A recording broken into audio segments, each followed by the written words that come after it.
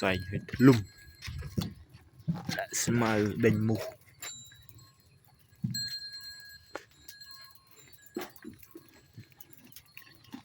là bự bì sẽ lạ các bạn ạ xì được đã lại smile rục solo rồi đã smile nhanh chết định mất được cổ này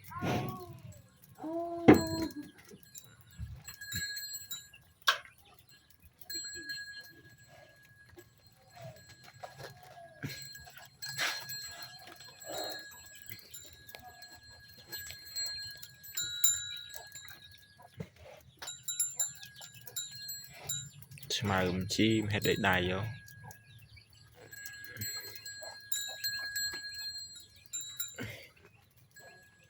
chia mà chẳng am